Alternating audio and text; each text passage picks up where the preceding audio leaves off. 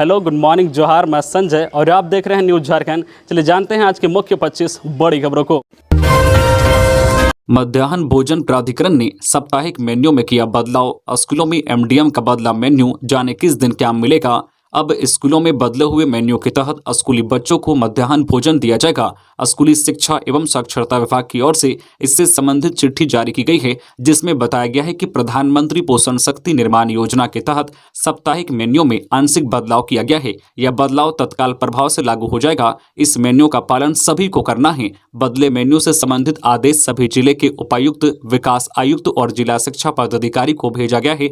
पत्र में कहा गया है कि बच्चों को पोषाहार सप्लीमेंट के रूप में अंडा जरूर देना है। जो बच्चे अंडा नहीं खाते हैं उन्हें उसी कीमत का फल देना है। साथ ही कहा गया है कि सप्ताह के जिस दिन स्कूल में अवकाश हो उसके अगले दिन फल या अंडा देना अनिवार्य है। ऐसा होगा। एमडीएम मेन्यू सोमवार को चावल, दाल, हरी सब्जी और अंडा कड़ी या मौसमी फल, वही मंगलवार को चावल, छोला या चना सब्जी एवं सलाद, वही बुधवार को हरी सब्जी एवं सोयाबीन बड़ी युक्त वेज पुलाव तथा दाल, वही गुरुवार को चावल, दाल, चोखा, हरी सब्जी के साथ भुंजिया, वही शुक्रवार को चावल, दाल, हरी सब्जी एवं उबला हुआ अंडा या मौसमी फल, वही शनिवार को खिचड़ी, हरी सब्जी, पालक के साथ चोखा, अचार एवं पापड़ दिया जाएगा।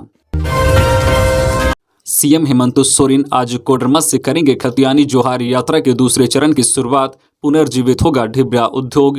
झारखंड के मुख्यमंत्री हेमंत सोरेन की खतियानी जोहार यात्रा का दूसरा चरण आज 17 जनवरी 2023 से शुरू हो रहा है। कोडरमा से शुरू हो रहे इस यात्रा को लेकर सभी तैयारियां पूरी कर ली गई है। सीएम श्री सोरेन आज मंगलवार को कोडरमा पहुंचेंगे और यहां दोपहर 1 बजे से बागेटान में आयोजित सभा में शामिल होंगे और लोगों को संबोधित करेंगे। मुख्यमंत्री के आगमन को देखते हुए बागेटान स्टेडियम में भव्य पंडाल का निर्माण किया गया है। आयोजित सभा के दौरान सीएम कोडरमा और गिरिडीह जिले के ढिबरा माइका उद्योग को पुनर्जीवित करने के लिए लोगों को सौगात देंगे। अनुबंध कर्मियों के स्थायीकरण का विरोध। आदिवासी संगठनों ने सरकार का पुतला फूंका, दी चेतावनी। झारखंड में अनुबंध पर नियुक्त हुए कर्मियों के स्थायीकरण का भारी विरोध शुरू हो गया है। विभिन्न आदिवासी संगठनों ने सोमवार की शाम में एक विरोध मार्च निकाला और रांची के अल्बर्ट एक्का चौक पर सरकार का पुतला फूंका। कार्यक्रम के माध्यम से कहा है कि अनुबंध पर जो भी कर्मी विभिन्न वर्षों से नियुक्त हुए हैं उसमें एसटी, एससी आरक्षण रोस्टर का पालन नहीं हुआ है। इसके जरिए बिना नियम कानून के भाई भतीजेवाद के तौर पर नियुक्तियां हुई हैं, जिसमें अधिकांश दूसरे प्रदेश के लोग हैं। इसलिए अगर इनका स्थायीकरण किया गया तो इसे बर्दाश्त नहीं किया जाएगा। सरकार इनके स्थायीकरण के बदले बैकलॉग की रिक्तियां चिन्हित करके नई बहाली शुरू करे, नहीं तो इसका खामियाजा सरकार को भुगतना पड़ेगा। अगर सरकार फिर भी जिद पर अड़ी तो आदिवासी मूलवासी आर पार की लड़ाई शुरू करेंगे। करकट्टा पहाड़ में मिले नक्सलियों के विस्फोटक। तलाशी अभियान में दुमका पुलिस को मिली बड़ी सफलता। सर्च अभियान और तेज। झारखंड में नक्सलियों के खिलाफ अभियान तेज है। दुमका के करकट्टा पहाड़ में सुरक्षा बलों को बड़ी सफलता हाथ लगी है। सर्च अभियान के दौरान नक्सलियों के छुपाए विस्फोटक पुलिस को बरामद हुए हैं। करकट्टा पहाड़ी के निचले हिस्से से पुलिस ने 200 piece gelatin, 411 piece detonator, plastic बोरा, हंसुआ, हथौड़ा सहित कई सामान बरामद हुआ है। दुमका एसपी और 35 वाहिनी कमांडेंट को मिली गुप्त सूचना के आधार पर यह कार्रवाई हुई है, जिसमें पुलिस को यह सफलता हाथ लगी है। प्रेस कॉन्फ्रेंस के दौरान बताया गया है कि तलाशी अभियान में अचानक सुरक्षा बलों को मिट्टी का कुछ अलग हिस्सा दिखाई पड़ा। इसके ऊपर पेड़ की टहनी और पत्तों से छिपाने की कोशिश की गई थी। सुरक्षा बलों ने जब इसे हटाया तो वहां से यह सामान बरामद हुआ है। छापेमारी के दौरान कुल 25 जवान मौजूद थे जो इलाके में सर्च अभियान चला रहे थे। खबरों में आगे बढ़ने से पहले आपसे रिक्वेस्ट है कि अगर आप चैनल को सब्सक्राइब नहीं किए हैं तो प्लीज चैनल को सब्सक्राइब करके बेल आइकन प्रेस कर दे, जिससे आपको झारखंड की हर छोटी बड़ी खबर का अपडेट आप तक पहुंचता रहे। चलिए बढ़ते हैं खबरों की ओर। झारखंड में कैसा रहेगा मौसम का मिजाज। मौसम विभाग का यह है पूर्व अनुमान। झारखंड में 22 जनवरी तक सुबह में कोहरा या धुंध और बाद में आंशिक बादल छाए रह सकते हैं। मौसम विभाग की माने तो आज 17 व कल 18 जनवरी को झारखंड के दक्षिणी एवं निकटवर्ती मध्य भागों में सुबह में कोहरा या धुंध और बाद में आंशिक बादल छाए रह सकते हैं, जबकि शेष भागों में आसमान मुख्यतः साफ रहेगा और मौसम शुष्क रहेगा। वही 19 और 20 जनवरी को झारखंड में कहीं कहीं सुबह में कोहरा या धुंध और बाद में आंशिक बादल छा सकते हैं। वही 21 व 22 जनवरी को भी सुबह में कोहरा या धुंध और बाद में आंशिक बादल छा सकते हैं।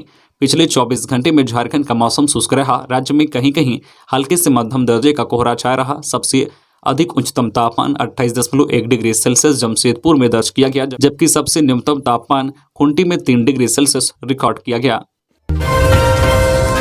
देवघर नगर निगम के सफाई कर्मी गए हड़ताल पर, शहर की सफाई व्यवस्था चरमराई। देवघर नगर निगम में कूड़ा कचरा उठाव करने वाली एजेंसी के तमाम गाड़ी चालक अपने वेतन समेत अन्य मांगों को लेकर सोमवार से हड़ताल पर चले गए हैं। चालकों की हड़ताल की वजह से सोमवार को शहर में कूड़ा उठाव करने वाली एक भी टिपर या गाड़ी नहीं निकली, जिसकी वजह से पूरे शहर में जहां तहां कचरा का अंबार नजर आया। इस कारण लोगों को परेशानी का सामना करना पड़ा। आपको बता दें कि देवघर नगर निगम क्षेत्र में कूड़ा उठाव और साफ सफाई का जिम्मा MSW नामक एक कंपनी को दिया गया है।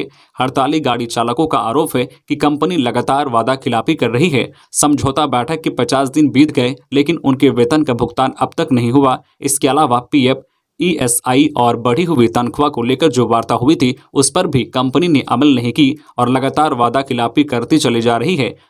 इसके अलावा PF, ESI और बढ़ी हुई तनख्वाह को लेकर जो वार्ता हुई थी, उस पर भी कंपनी ने अमल नहीं की और लगातार वादा खिलाफी करते चली जा रही है, जिसके विरोध में सोमवार को तमाम गाड़ी चालक हड़ताल पर चले गए हैं। उन्होंने चेतावनी दी है कि अगर जल्द कंपनी मांगों पर विचार नहीं करती है और समस्याओं का समाधान नहीं करती है, तो यह सभी लोग अनिश्चितकालीन हड़ताल पर चले जाएंगे।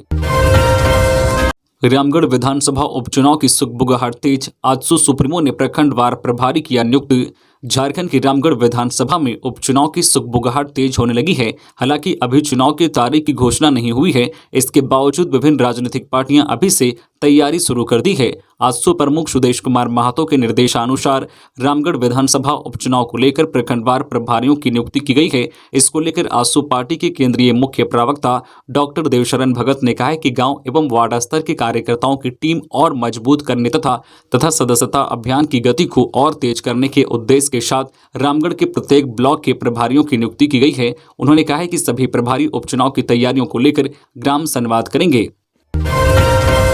झारखंड पर्यटक को विकसित करने के लिए केरल के CM से हेमंत ने मांगा सहयोग। मुख्यमंत्री हेमंत सोरेन ने केरल के मुख्यमंत्री पिनाराई विजयन से तिरुवनंतपुरम में शिष्टाचार मुलाकात की। इस मौके पर मुख्यमंत्री ने विभिन्न मुद्दों पर चर्चा की। दोनों राज्य के मुख्यमंत्री ने हर क्षेत्र में एक दूसरे का सहयोग करने की बात कही। इस दौरान मुख्यमंत्री ने केरल के तर्ज पर झारखंड के पर्यटक को विकसित करने में सहयोग करने का आग्रह किया।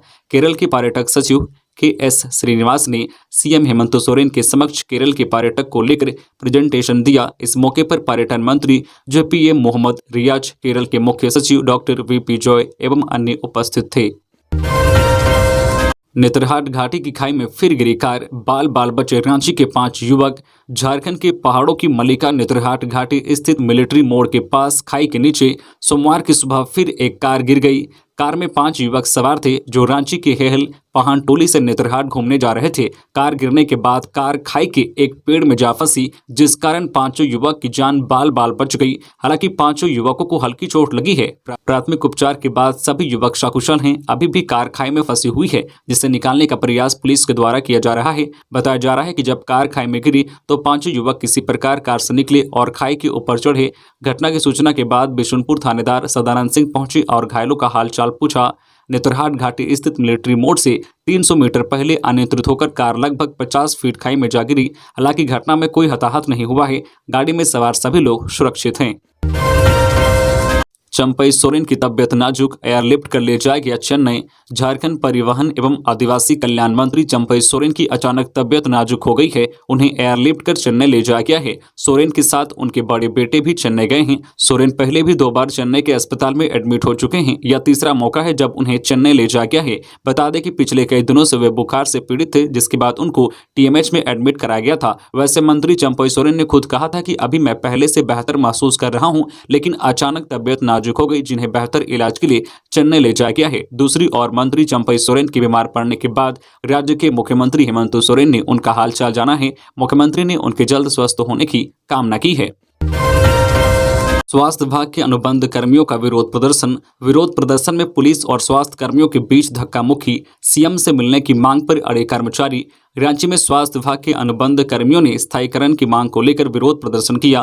पुलिस ने मुख्यमंत्री आवास से पहले प्रदर्शन रोकने की कोशिश की तो आंदोलन कर रहे स्वास्थ्य कर्मचारियों ने आगे बढ़ने की कोशिश की। पुलिस को इस दौरान हल्का बल का प्रयोग करना पड़ा। NM-JNM संघ के प्रदेश महासचिव जूही मिंज ने कहा कि हमारे कुछ साथी घायल हैं। एक साथी के पैर में गंभीर चोट आई है। मोरहाबादी से जुलूस के रूप में निकले आंदोलनकारी राजभवन पहुंचे। यहां नारेबाजी के क्रम में बैरिकेडिंग तोड़कर आगे बढ़ने की कोशिश की गई। आंदोलनकारी जो है अनिश्चितकालीन हड़ताल पर जाने की घोषणा कर चुके हैं। इनकी मांग है कि 5 लोगों की कमेटी मुख्यमंत्री से मिले और अपनी बात रखे। पलामू में 3 दिवसीय योग शिविर में शामिल होंगे बाबा रामदेव।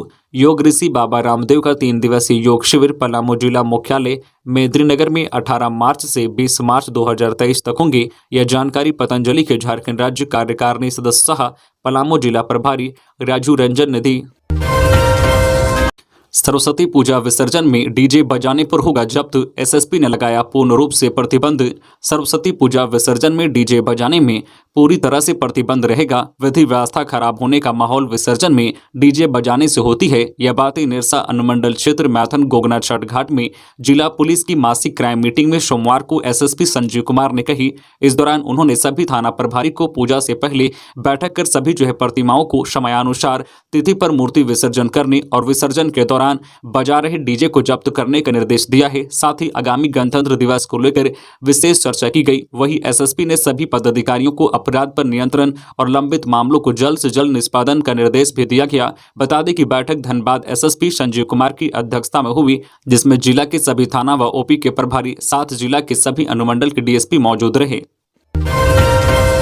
रांची के उपायुक्त ने समीक्षात्मक बैठक की। फ्लाईओवर कार्य में तेजी लाने का दिया निर्देश। समाहरणालय स्थित अपने कार्यालय में उपायुक्त राहुल कुमार सिन्हा ने समीक्षात्मक बैठक की। इस मौके पर उन्होंने फ्लाईओवर कार्य में तेजी लाने का निर्देश दिया। साथ ही अधिकारियों से जानकारी लेते हुए निर्देश दिया है कि भौतिक सत्यापन में समस्या न हो, समस्या होने पर उसे दूर किया जाए।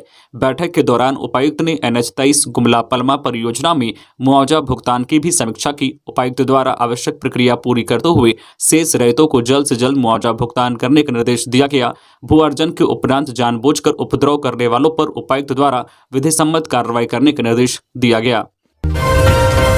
ग्रामीणों की समस्याओं से रूबरू हुए मंत्री आलमगीर आलम। पेयजल व्यवस्था को दुरुस्त करने का दिया निर्देश।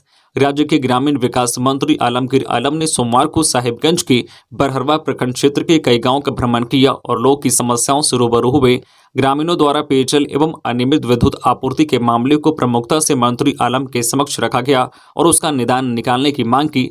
आलमगीर आलम ने बरहरवा प्रखंड ग्रामीणों द्वारा रखी गई समस्याओं का त्वरित निदान निकालने का आश्वासन भी दिया।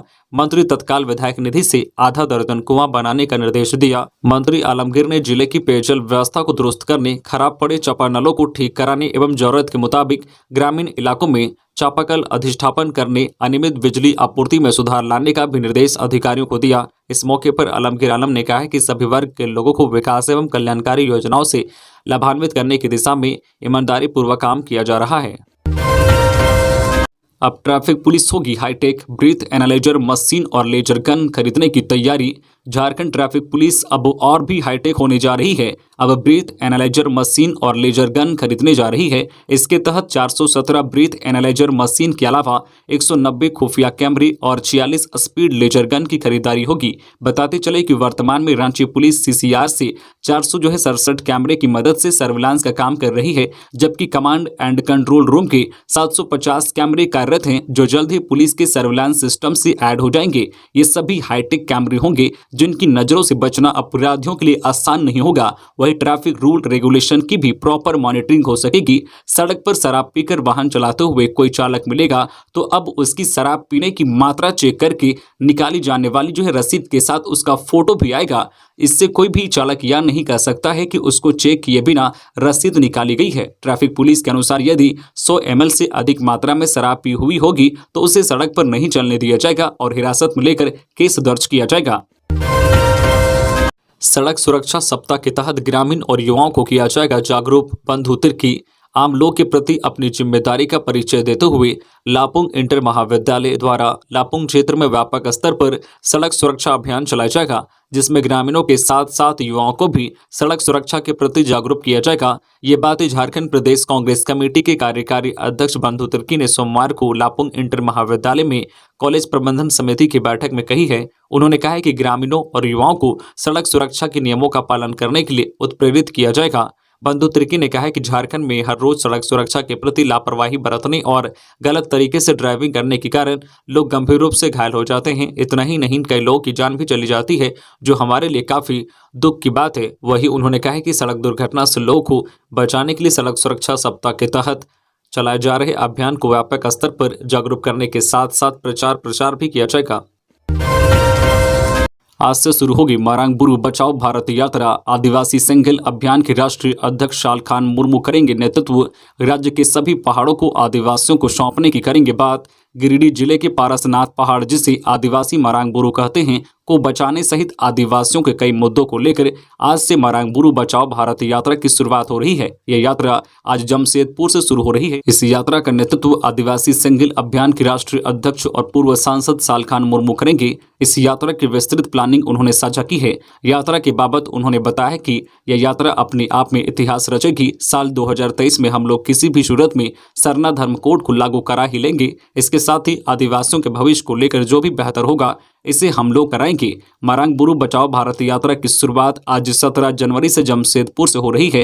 यह यात्रा फरवरी के अंत तक चलेगी। 18 जनवरी को रांची, 19 जनवरी को रामगढ़, 20 जनवरी को हजारीबाग, 21 जनवरी को जामताड़ा, 22 जनवरी को दुमका और 23 जनवरी को गोड्डा जिले की यात्रा होगी। आदिवासी सिंगल अभियान के राष्ट्रीय अध्यक्ष शालखान मुर्मू के मुताबिक इस यात्रा के दौरान 2023 में हर हाल में सरना धर्म कोड की मान्यता के विषय, कुर्मी एसटी का मामला, झारखंड में प्रखंडवार नियोजन नीति लागू करने, देश के सभी पहाड़ पर्वतों को आदिवासियों को सौंपने के मुद्दों पर जागरूकता फैलाई जाएगी। कोयला डंपिंग पॉइंट दूसरे जगह शिफ्ट करने की मांग को लेकर दिया धरना। सिविल सोसाइटी के सदस्यों ने कोयला डंपिंग पॉइंट दूसरे जगह शिफ्ट करने की मांग को लेकर 16 जनवरी को झारखंड राज्य प्रदूषण नियंत्रण परिषद कार्यालय के बाहर धरना दिया। सोसाइटी सदस्यों का कहना है कि दुमका देश का पहला रेलवे स्टेशन है जहां रेलवे प्लेटफॉर्म से सटे कोयला पॉइंट है। इस पॉइंट में कोयला डंप किया जाता है। कोयला डंपिंग के कारण प्रदूषण फैल रहा है। आसपास रहने वाले लोगों का जीना मुश्किल हो गया है। शहर में प्रदूषण का स्तर बढ़ रहा है। कोयला पाकुड़ जिले की अमड़ापाड़ा कोलियरी से लाकर डंपिंग किया जाता है, फिर उसे मालगाड़ी में लोड कर बाहर भेज दिया जाता है। स्थानीय लोग डंपिंग पॉइंट को यहां से हटाकर अन्य जगह शिफ्ट करने के लिए लगातार धरना प्रदर्शन कर रहे हैं। अंतर्राष्ट्रीय कराटे प्रतियोगिता में झारखंड ने जीते 16 स्वर्ण सहित 31 पदक। कोलकाता के एनकेडीए कम्युनिटी सेंटर में संपन्न अंतर्राष्ट्रीय कराटे प्रतियोगिता में झारखंड के खिलाड़ियों ने शानदार प्रदर्शन किया। खिलाड़ियों ने 16 स्वर्ण, 8 रजत पदक व 7 कांस्य पदक सहित कुल 31 पदक जीता। झारखंड के 4 वर्षीय आर्यमान जैन ने अपने दोनों स्पर्धाओं में 2 स्वर्ण पदक जीतकर देश का खाता खोला। वहीं पुरुष वर्ग में भाग ले रहे झारखंड के राकेश तिर्की ने अपने दोनों स्पर्धाओं में स्वर्ण पदक जीता, जिसके बाद देश का झंडा लहराने के साथ ही राष्ट्रीय गान से पूरा स्टेडियम गुलजार हुआ। वही अंजलि कुमारी, मयंक कुमार दास, ध्रुव मलिक, कुमारी मोनाक्षी ने भी अपने दोनों स्पर्धाओं में स्वर्ण पदक हासिल किए। देवघर के पहलवान आशीष का राष्ट्रीय कुश्ती प्रतियोगिता में हुआ चयन। मारकुमुंडा प्रखंड क्षेत्र के पांडे सिंघा गांव निवासी पहलवान आशीष पांडे का चयन ऑल इंडिया यूनिवर्सिटी कुश्ती प्रतियोगिता में हुआ है। इस संबंध में पहलवान आशीष ने बताया कि दुमका में आयोजित इंटर कॉलेज कुश्ती प्रतियोगिता में मधुपुर यूनिवर्सिटी की ओर से खेलते हुए गोल्ड मेडल हासिल करने में कामयाबी मिली थी। गोल्ड मेडल जीतने के बाद योग्यता के अनुसार मेरा चयन राष्ट्रीय कुश्ती प्रतियोगिता में चयन हुआ। कहा है कि पूर्व में भी राष्ट्रीय कुश्ती प्रतियोगिता में भाग ले चुका हूं। पहलवान का राष्ट्रीय स्तर पर चयन होने से परिजन समेत आसपास के क्षेत्रों में हर्ष का माहौल है। तो ये थी आज की झारखंड की टॉप बड़ी खबरें। इसी तरह झारखंड की हर छोटी बड़ी खबर देखने के लिए आप हमारे चैनल न्यूज झारखंड चैनल को सब्सक्राइब करके बेल आइकन प्रेस कर दीजिए, जिससे आपको झारखंड की हर छोटी बड़ी खबर का अपडेट आप तक पहुंचता रहे। तो आज के लिए बस इतना ही। हमें दीजिए इजाजत, फिर मिलते हैं नेक्स्ट न्यूज में।